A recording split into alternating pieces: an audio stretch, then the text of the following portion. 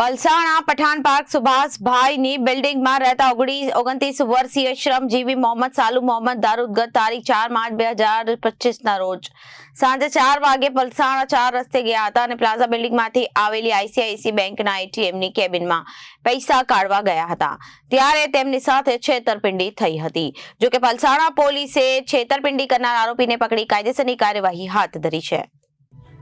ATM મશીનમાંથી ₹5000 ઉપાડી બહાર નીકળવા જતા ફરિયાદી મોહમ્મદ સલાઉની પાછળ ઉભેલા અન્ય પુરુષ ઇસમે તેની પાસેનું એટીએમ કાર્ડ કેમેરાની સામે સ્કેન કરવું પડશે તેમ કહી એટીએમ કાર્ડ લઈ લીધેલ અને તેણે એટીએમ મશીનમાં સ્કેન કરી ફરીથી એટીએમ કાર્ડ ફરિયાદી મોહમ્મદ સાલુને આપી દીધો હતો। ત્યારબાદ પોતાના રૂમ પર જતો રહ્યો। થોડા સમય પછી ₹4000 કપાયાના 2 વાર મેસેજ આવેલા, જેથી એમનું એટીએમ ચેક કરતા અન્ય કાર્ડ જણાવી આવ્યું હતું।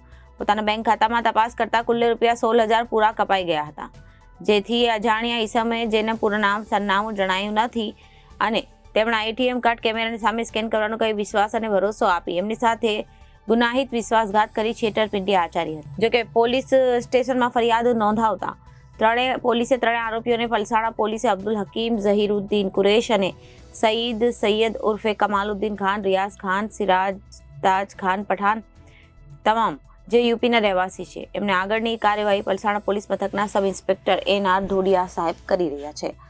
રિપોર્ટર કૃષ્ણા સોની, જનાદેશ ન્યૂઝ, પલસાણા।